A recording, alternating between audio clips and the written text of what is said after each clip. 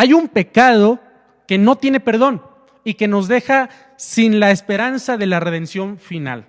En esta hora usted va a descubrir qué tan cerca o qué tan lejos está de cometer este pecado y sobre todo cómo escapar de este error que nos conduce a una condenación eterna. Sí, hablemos del pecado imperdonable. Señor, en esta hora te pedimos, por favor, que bendigas tu palabra, la exposición que tendremos a través de ella y que sobre todo con la luz de tu Espíritu Santo encontremos la verdad. Ayúdanos en esta hora a comprender los misterios de tu gracia. En Cristo Jesús te lo pedimos. Amén y amén. Hay un pasaje en la Biblia encontrada en los Evangelios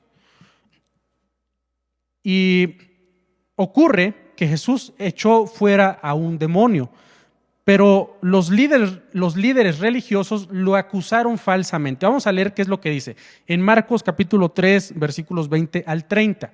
Vamos a encontrar un paralelo en Mateo 12, del 22 al 32, y otro en Lucas 11, del 14 al 23. El pasaje de Mateo es muy similar. Me gusta mucho cómo lo redacta Marcos. Y en Lucas vamos a encontrar otros detalles que ahorita no nos interesan tanto en el desarrollo del tema. Leemos Marcos, acompáñenme por favor, y dice así: y se agolpó de nuevo la gente, de modo que ellos ni aún podían comer pan. Cuando lo oyeron los suyos, vinieron para prenderle, porque decían, está fuera de sí. Pero los escribas que habían venido de Jerusalén decían que tenía a Belcebú y que por el príncipe de los demonios echaba fuera demonios. Y habiéndolos llamado, les decía en parábolas, ¿cómo puede Satanás echar fuera a Satanás? Si un reino está dividido contra sí mismo, tal reino no puede permanecer. Y si una casa está dividida contra sí misma, tal casa no puede permanecer. Y si Satanás se levanta contra sí mismo y se divide, no puede permanecer, sino que ha llegado su fin. Ninguno puede entrar en la casa de un hombre fuerte y saquear sus bienes si antes no le ata, y entonces podrá saquear su casa. Presten atención a estos últimos 3 versículos. Van a ser fundamentales para entender el tema. Versículo 28. De cierto os digo que todos los pecados serán perdonados a los hijos de los hombres y las blasfemias cualquiera que sean. Pero cualquiera que blasfeme contra el Espíritu Santo no tiene jamás perdón, sino que es reo de juicio eterno, porque ellos habían dicho, tiene espíritu inmundo. Ok. Jesús aquí nos está diciendo que cualquier pecado que cometamos tiene perdón y puede ser aún así un pecado muy, muy grave, incluso alguna blasfemia, alguna ofensa contra el mismo Señor Jesucristo, que es la segunda persona de la divinidad. Esto obviamente nos causa mucha confusión cuando leemos a primera vista, porque se nos hace que el nombre de Jesucristo y de Dios Padre son intocables. Esos nombres son intocables, son muy santos, tienen estándares muy elevados de santidad. Dice la ley de Moisés, no tomarás el nombre del Señor tu Dios o de Jehová tu Dios en vano. Hemos crecido, obviamente, con estos estándares donde no debemos burlarnos de Dios. Pero aquí Jesús no está contradiciendo la ley. Jesús lo que está diciendo es que aún queda la esperanza de perdón. Está diciendo que sí es pecado, que sí es un grave problema meterse con el mismo nombre de Dios, a tal grado de blasfemar contra Dios, pero que hay todavía esperanza para el perdón. Sin embargo, versículo 29, pero cualquiera que blasfeme contra el Espíritu Santo no tiene jamás perdón, sino que es reo de juicio eterno. ¡Wow! Aquí es donde empieza el meollo del asunto. Aquí es donde empieza la trama principal del pecado imperdonable. Imperdonable porque una vez que se comete ya no queda esperanza, sino que somos reos, como dice aquí, quedamos expuestos a toda condenación y juicio, porque horrenda cosa es caer en manos de un Dios vivo. Bien, ya encontramos cuál es el pecado imperdonable. Es la blasfemia contra el Espíritu Santo. Son sinónimos. Blasfemia contra el Espíritu, pecado imperdonable, es lo mismo. Ahora, nos enfrentamos con el siguiente reto. ¿Qué es la blasfemia contra el Espíritu? ¿No acaso Dios Padre, Dios Hijo, Dios Espíritu Santo son uno solo? Son distintos, pero tienen una misma sustancia. ¿No acaso así lo manejamos en los dogmas de la Trinidad? Entonces, ¿cómo es que hay ofensas contra Jesucristo y contra Dios Padre que todavía tienen esperanza de ser perdonados? Esto obviamente tiene mucha lógica, porque en la gracia de Dios hay perdón para todos. A veces cuando llegamos a Cristo, tenemos ciertos tabús, ciertos miedos. Algunos no se quieren acercar.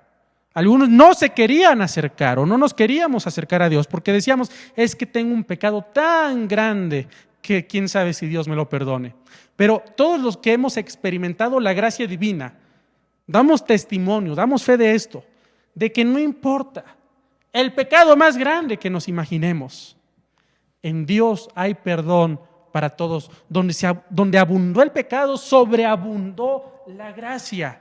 Esto es muy hermoso, porque el amor de Dios es tan grande. Y el amor y su justicia se unen en Cristo Jesús, en su sacrificio.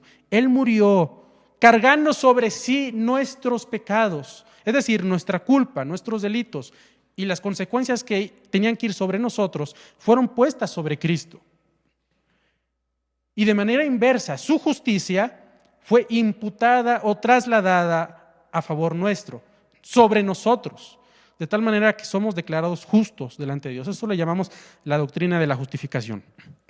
Ahora, ya que comprendemos que el perdón de Dios es tan grande, más grande que el mar, más grande que el mismo universo, que puede cubrir multitud de pecados, entonces, ¿cómo explicamos que hay un pequeño agujero en esa gracia? Así pudiera parecer. No lo estoy explicando de esta manera. No lo estoy definiendo de esta manera. Solamente digo que pudiera parecer. Me hago preguntas como un lector primerizo que se topa con este pasaje y que hace preguntas muy válidas. A ver, tal parece que la gracia tiene un pequeño agujero y se filtra un pecado que no tiene perdón. Y esta es la blasfemia contra el Espíritu Santo. Antes de que pensemos que esto funciona de esta manera, expliquemos la labor principal o una de las labores principales del Espíritu Santo. Dice Juan capítulo 16, versículo 8. Está hablando Jesucristo y se refiere al Paracleto, al Espíritu Santo. Y cuando Él venga, convencerá al mundo de pecado, de justicia y de juicio.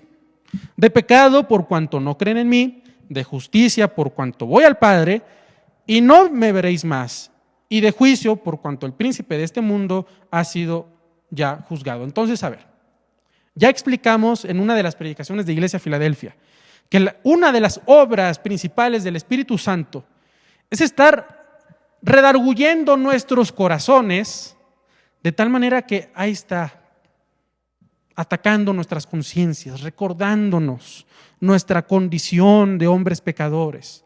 Y es el Espíritu Santo que está aquí, sobre nosotros, y nos dice: lo que estás haciendo está mal, el camino por donde vas está lleno de lodo, está sucio, vas por mal camino, la justicia de Dios te persigue. La ira de Dios, la santa ira de Dios está sobre tu vida. Oh pecador, arrepiéntete. Esa es la labor del Espíritu Santo. Por muy bellas palabras que tenga un predicador, son vacías, son huecas, si el Espíritu Santo no está obrando de por medio. ¿Me explico? Es el Espíritu Santo el encargado de llevarnos al arrepentimiento y al perdón de pecados, de llevarnos a ese punto de confesión de fe. Ese es el Espíritu Santo, el encargado de hacer esta obra. Hay que ser conscientes de esta obra, de esta labor del Espíritu Santo. A veces decimos: Es que yo me acerqué a Dios. Es que Jesús, pobrecito, estaba a la puerta de mi corazón llamando y yo tuve piedad y le abrí. No es así. No es así. Está fuera de contexto ese pasaje. Somos nosotros, aquellos hombres desventurados, miserables, desventurados, que se nos describe como un mendigo que simplemente extiende su mano para recibir la gracia divina, pero que nada podemos hacer si no es por el Espíritu Santo. Es el Espíritu quien primero nos hace despertar y primero nos dice: estás en condición de pecado, estás delante de la justicia de Dios, tu pecado te alcanza. Entonces, ya que hay esa reacción en nosotros, nos damos cuenta y decimos: oh, ¿quién podrá librarme? ¿Qué puedo hacer para ser salvo? ¿Y por qué es tan importante entender esto? Porque antes de que el Espíritu Santo haga sobre nosotros, somos aborrecedores de Dios, aborrecemos a Dios. No hay quien busque a Dios, dijo el apóstol Pablo a los romanos. El hombre pecador aborrece a Dios. Pero cuando viene el Espíritu Santo, nos hace ver esta condición, nos convence de pecado, de justicia y de juicio. Qué interesante, ¿verdad? El Espíritu Santo también es el encargado de que una vez que nos ha acercado a los pies de Cristo Jesús, ahora nos conduce, es nuestro guía en la vida cristiana. Si no tenemos al Espíritu Santo a nuestro lado, nos vamos a dejar llevar por el vaivén de nuestro corazón endurecido, porque el corazón es engañoso. Por lo tanto, el Espíritu Santo es el encargado de llevarnos a Cristo y de mantenernos en Cristo Jesús. El día que nos separemos de esta gracia por nuestra propia cuenta, no será porque el Espíritu Santo sea muy débil o porque su obra sea ineficaz. No será por eso. Será porque por nuestra propia cuenta decidimos abandonar todos los regalos de Dios. Ahora, esto es posible. En mi mente no cabe. En la mente de algunos teólogos como Calvino, que enseñaron la gracia irresistible, que enseñaron que la salvación no se pierde, para ellos era imposible resistirse a la gracia de Dios. De alguna manera yo me siento identificado porque digo, es que yo no puedo alejarme de mi Señor. Es cierto que soy débil, pero no puedo alejarme de mi Señor. Su amor me consume.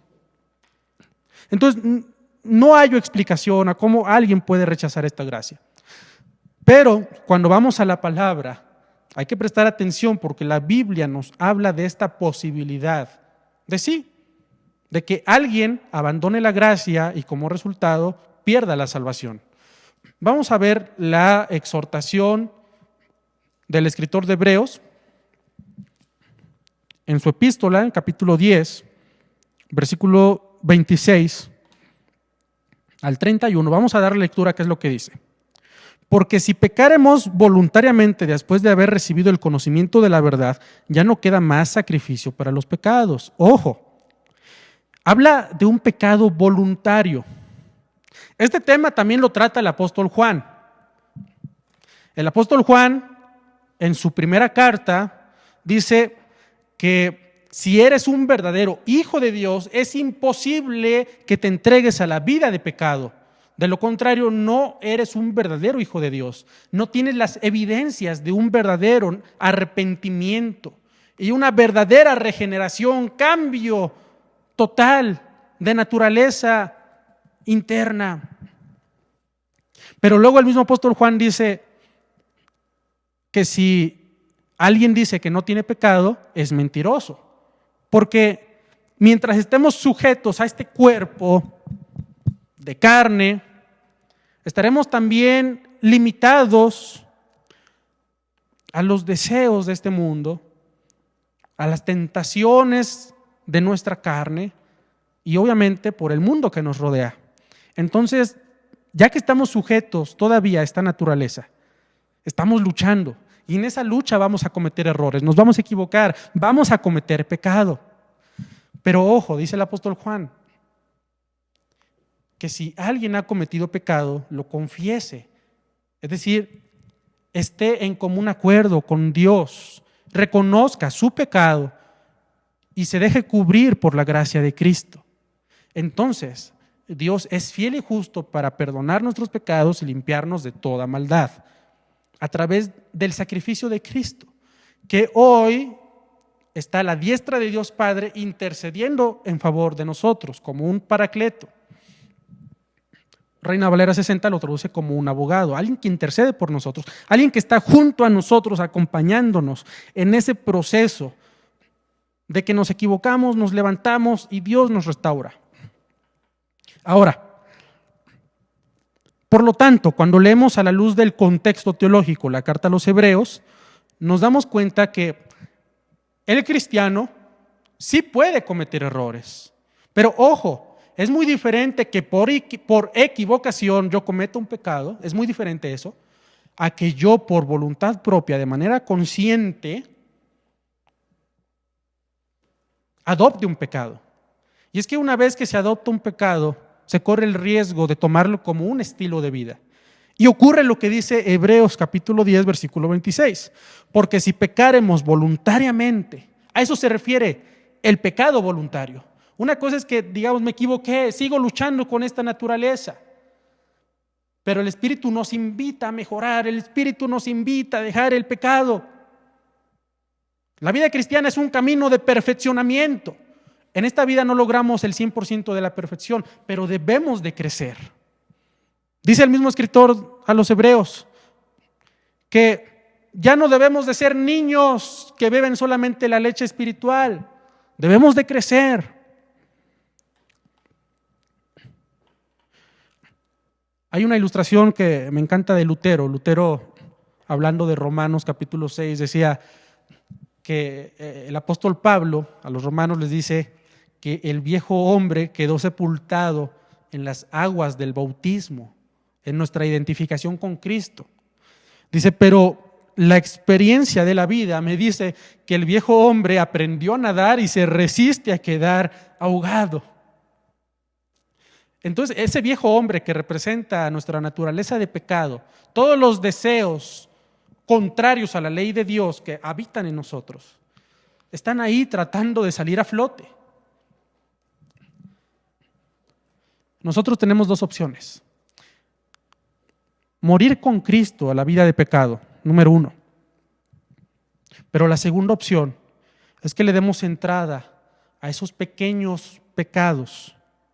Y ocurre lo que mencionamos de Hebreos, capítulo 10, versículo 26. Porque si pecaremos voluntariamente después de haber recibido el conocimiento de la verdad, ya no queda más sacrificio por los pecados. Es decir, antes de Cristo cometimos muchos pecados, era nuestra naturaleza. Pero después de Cristo, ya que tuvimos la iluminación de la verdad, debemos esforzarnos por dejar todo atrás. Y no es posible que vivamos en pecado. Vamos a leer el paralelo de Hebreos 10, está en Hebreos 6, los primeros 4 versículos, del versículo 4 al versículo 7, al versículo 6, 4 al 6. Hebreos 6, 4 al 6. Porque es imposible que los que una vez fueron iluminados y gustaron el don celestial y fueron hechos partícipes del Espíritu, y asimismo gustaron de la buena palabra de Dios y los poderes del siglo venidero, y recayeron, sean otra vez renovados para arrepentimiento, crucificando de nuevo para sí mismos al Hijo de Dios y exponiéndole a vituperio. ¡Qué tremendo! Esta comparación es tremenda, de verdad. Entonces habla de personas que experimentaron los regalos, los beneficios de la salvación. Fíjense cómo dice, porque es imposible que los que una vez fueron iluminados, no está hablando de personas inconversas, habla de los que recibieron la iluminación y gustaron del don celestial, la salvación, y fueron hechos partícipes del Espíritu Santo. Para muchos no queda claro si habla de la experiencia carismática o si simplemente se refiere a la experiencia de la renovación interna por el Espíritu. Pero sea una o sea otra, es una experiencia con el Espíritu que solamente la tienen las personas que han nacido de nuevo. Es decir, está hablando de personas que de verdad se convirtieron, que experimentaron la salvación. Seguimos leyendo.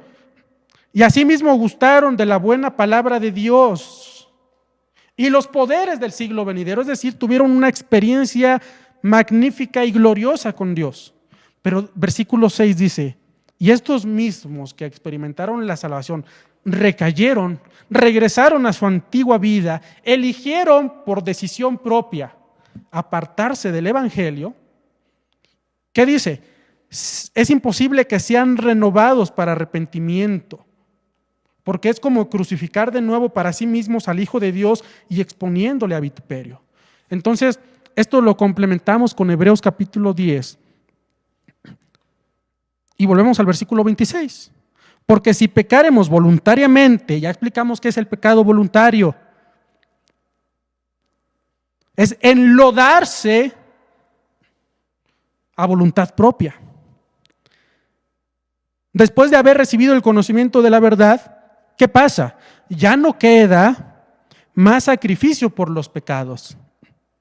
Es decir, está diciendo que los que pecan voluntariamente llegan a un momento en su vida decisivo donde se han entregado a las cadenas del pecado. Dios te hizo libre, pero tomemos esta ilustración.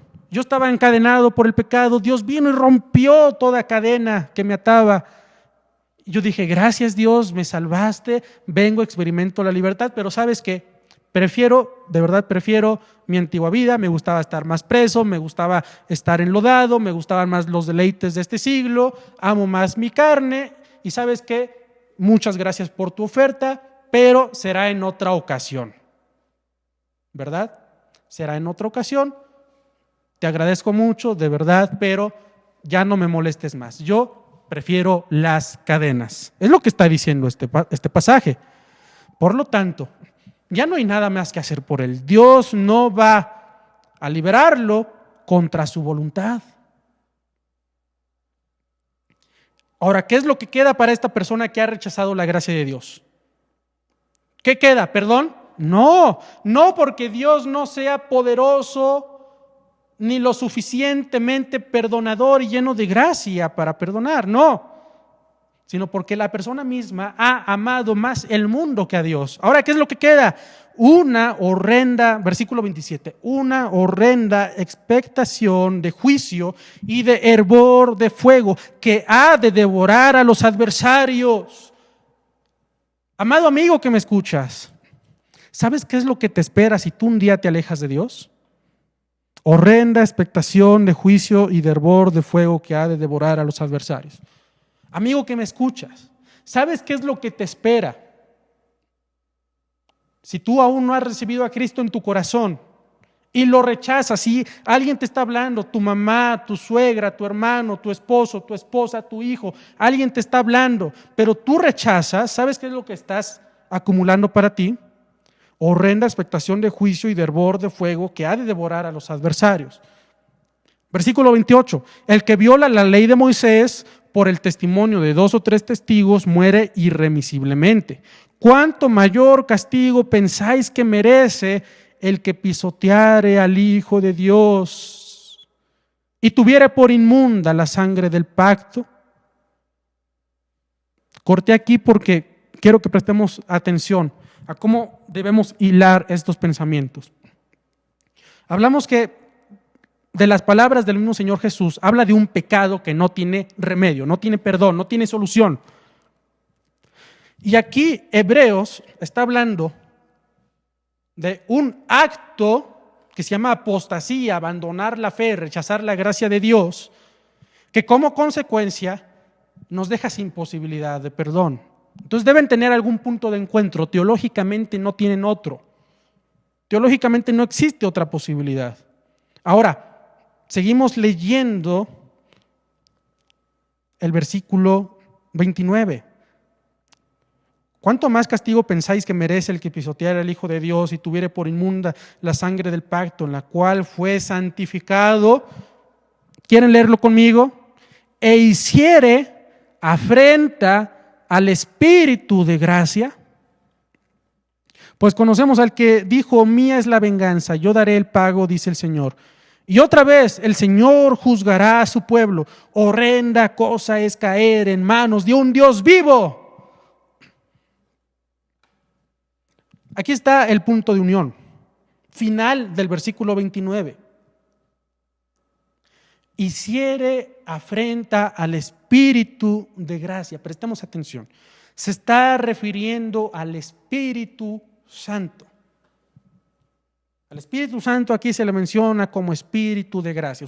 Si ustedes lo leen en nuestro español, Reina Valera 60, ha traducido la palabra Espíritu con una E mayúscula. Esto quiere decir que se refiere al Espíritu de Dios, al Espíritu Santo. Entonces, ya vimos que la única manera por la cual una persona pueda venir a los pies de Cristo, la única manera, de verdad, la única forma de que alguien conozca a Jesucristo y de que alguien reciba la iluminación en su mente y diga: necesito perdón, necesito arrepentirme, la única manera es por el Espíritu Santo. Y la única manera de que una persona crezca en perfección y en santidad, apartándose del pecado todos los días, es escuchando al Espíritu Santo. Es nuestro guía, es nuestro paracleto. Y a veces vamos por la vida, ¿verdad? Decimos: ¿qué pasa si manejo con una sola mano? Y el Espíritu Santo te dice: no, maneja con las dos manos. No, hombre, no pasa nada, mira, ahí está, no pasa nada. Es más, ¿qué pasa si manejo con una sola mano y con los ojos cerrados? Y el Espíritu Santo te dice: no, abre los ojos porque hay baches en el camino, hay topes que no tienen aviso, porque las carreteras de la vida cristiana son mexicanas, por si ustedes no lo sabían. ¿Sí? Si nos ven de algún otro país y este mensaje llega a algún otro país, no sé cómo sea en otros países, pero aquí en México se dice tope aquí. Y a veces se dice tope allá atrás y a veces no hay tope. A veces nada más encuentras talachería aquí. Entonces las carreteras de la vida cristiana son mexicanas. Por lo tanto, el Espíritu Santo te dice: tope, bache, detente, alto. Pero si nosotros decimos: ¿sabes qué, Espíritu Santo? Me molesta tu voz, de verdad, no quiero, no necesito, yo puedo conducirme solo. Aléjate de mi vida. ¿Saben qué es lo que estamos haciendo? Quedar expuestos al pecado. Y el pecado se empieza a enseñorear de nosotros y empezamos a ver el pecado de una manera tan natural que pecamos una vez, ¿verdad? Me acuerdo cuando yo era pequeño, mi mamá estaba cocinando, una vez estaba preparando un pastel, y me dice: no toques esta charola porque está recién salida del horno y está caliente, de verdad está caliente, te vas a quemar. Y yo, un niño valiente, hombre hecho y derecho de 3 años, dije: ¿por qué mi madre me va a decir qué tengo que hacer con mi vida? Si ya tengo 3 años, ya no soy un bebé. Así es que dije: yo ya soy grande, le voy a enseñar a mi mamá que soy independiente. Entonces me acerqué, toqué la charola y dije: no importa, miren, no pasó nada. Es más, si tengo mi mano aquí, no me va a pasar nada. Me quemé y di el grito de mi vida: ¡mamá! De verdad, di el grito de mi vida. Pero ¿qué pasa cuando le decimos al Espíritu Santo: Espíritu Santo, déjame, yo soy lo suficientemente maduro, soy muy espiritual y aguanto la tentación, aléjate de mí, es mi lucha? Quedamos a expensas del pecado, no medimos las consecuencias. Entonces pecamos una vez, no pasó nada, el pastor ni se dio cuenta.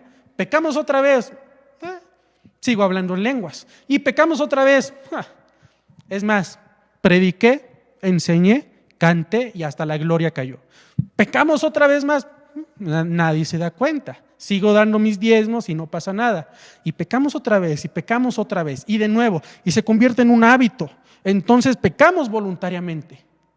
Cuando nos damos cuenta, estamos tan fríos espiritualmente, tan lejos de toda sensibilidad espiritual, que entonces decimos, ¿para qué ir al templo?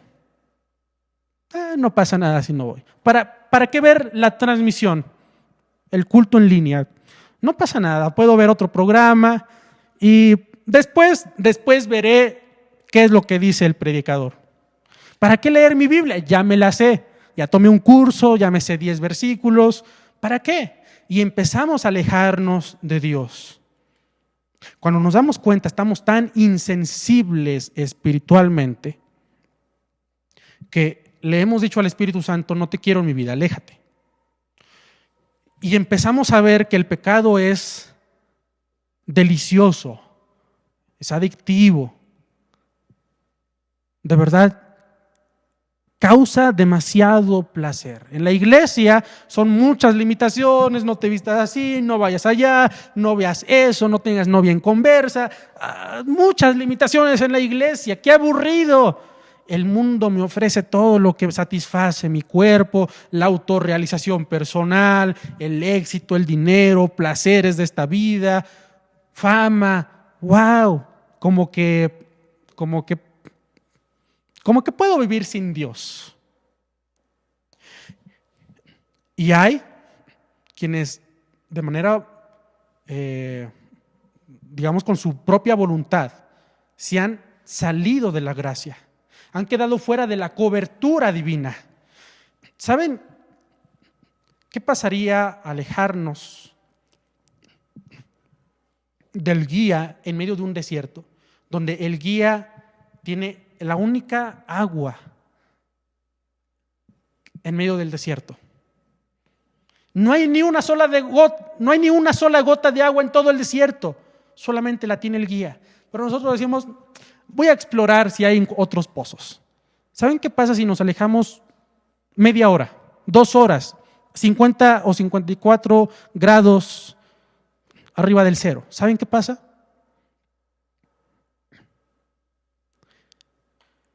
No encontramos agua. Solitos nos morimos. El guía nos dijo, no te alejes, no te vayas, solamente aquí vas a encontrar aguas de vida eterna. Y nosotros decimos, no, yo quiero experimentar, quiero aventurarme. ¿Saben qué pasa? Nos vamos a morir.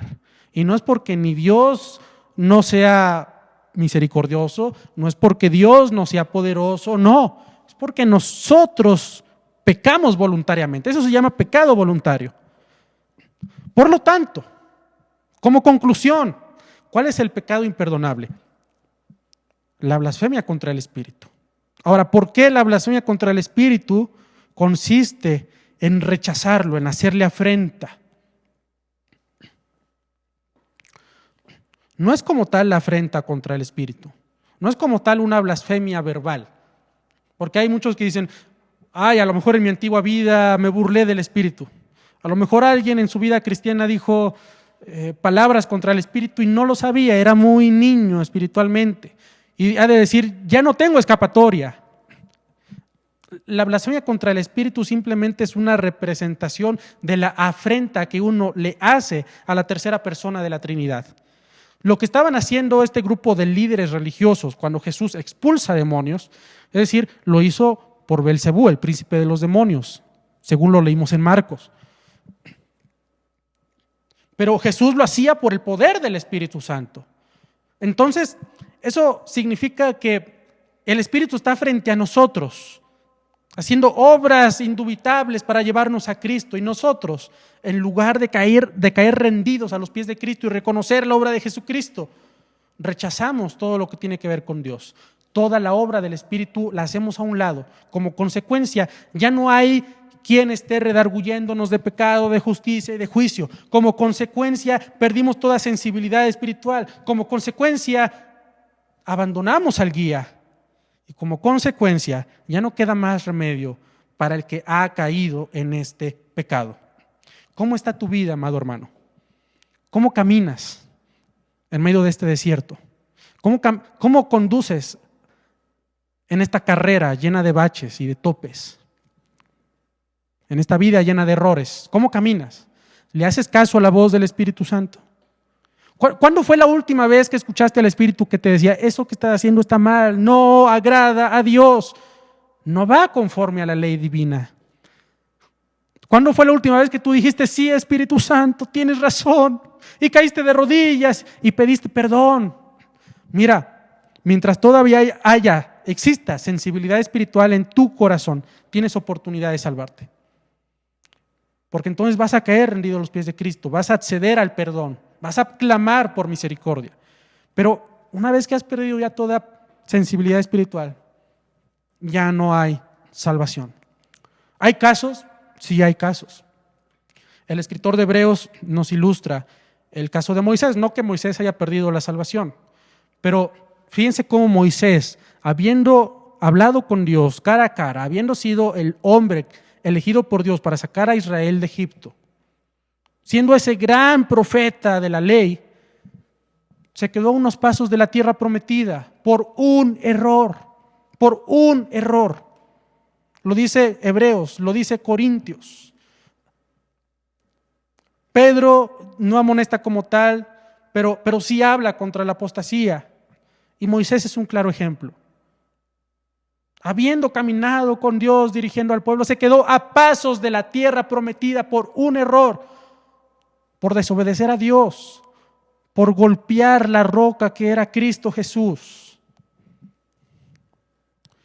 No importa qué tan perfecta sea tu vida, si das todos los diezmos, si haces buena obra, si escuchas todas las predicaciones, si lees tu Biblia, un error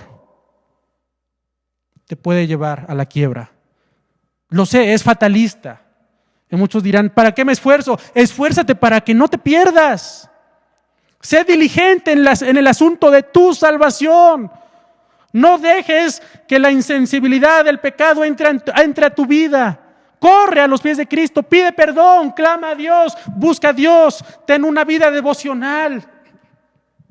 ¿Cómo saber qué tan cerca o lejos estoy de este pecado? Tú lo sabes. ¿Qué tanto le estás haciendo caso a la voz del Espíritu Santo? Tú lo sabes.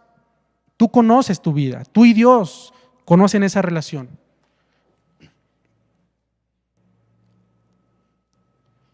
¿Cómo escapar de este pecado? Tú tienes la solución en la palabra. Cuida con diligencia tu salvación. No te apartes del Espíritu Santo. Él es el que te lleva a toda la verdad. Si tú haces a un lado al Espíritu, te quedas fuera de la jugada. Y tú mismo puedes causar tu perdición. Y hay quienes ya simplemente tienen contacto con los hermanos de la iglesia por costumbre, por socializar, pero ya no sienten nada de afecto en su corazón hacia Dios, ya no aman a Dios. Hay algunos que todavía están a tiempo de salvarse, de pedir perdón, y Dios los perdona. Pero no te alejes, no te salgas de esta gracia, porque al final Dios anhela nuestra salvación. Pero hay que caminar, hay que crecer, hay que esforzarse. La vida cristiana cuesta horrores. La vida cristiana no es un camino fácil, es un camino angosto. Te va a costar la vida. Pero en el reino de los cielos, quien pierde su vida, gana la vida eterna. Quien tiene menos es quien tiene más. No te afanes por las cosas de este mundo. Muchos se han alejado porque encontraron un trabajo que les pagaba bien, pero tenían que trabajar los domingos. La vida cristiana consiste en tomar decisiones que a lo mejor van a afectar tu vida económica, pero debes de dejarlo todo por seguir a Cristo, todo. Eso no significa que dejes tu trabajo, que dejes la escuela, no. Simplemente estamos diciendo que debes de preferir a Cristo por sobre todas las cosas. Tu vida está en juego, tu misma vida espiritual está en juego.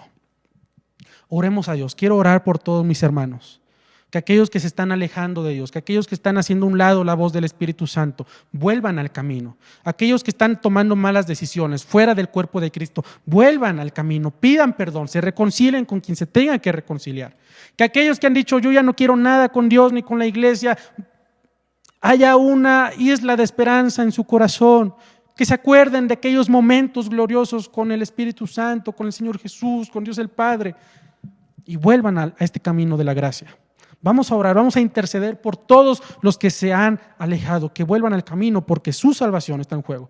Hay de los que nos dan el avión, por así decirlo. En apariencia están bien, pero dentro de su corazón aman más el mundo. Vamos a orar por cada uno de nosotros. Todos somos débiles ante el pecado. No hay uno más perfecto que otro. Todos caminamos en la misma dirección con errores, pero somos una comunidad de fe y de amor. Nos debemos de ayudar los unos a los otros. Señor, en esta hora, primeramente adoramos tu nombre porque tú has bendecido tu palabra. Tú sigues redarguyendo nuestras vidas.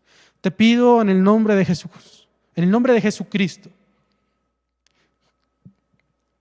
que tú perdones nuestra vida. Vamos, díselo tú. Perdóname, Señor. Tú conoces los errores que hay en tu vida. Pídele perdón a Dios. Aléjate de esos hábitos pecaminosos. Corta todo aquello que te aleja de Dios. Señor, perdónanos porque te fallamos. Perdónanos, pero llévanos continuamente a esas fuentes de la salvación, a tu gracia. Ayúdanos a crecer en santidad. Te pedimos, clamamos, intercedemos por todos aquellos que se han alejado, que están con un pie adentro, un pie afuera, que tú los ayudes a encontrar la salvación, que haya perdón entre nosotros, que experimenten tu gracia. Clamamos en esta hora por cada uno de ellos, en el nombre de Cristo Jesús, nuestro Salvador. Amén. Te adoramos, Señor. Amén. Recibe toda la gloria, todo honor por los siglos de los siglos. Amén. Que el Señor les bendiga. Fue un gusto compartir esta palabra con ustedes.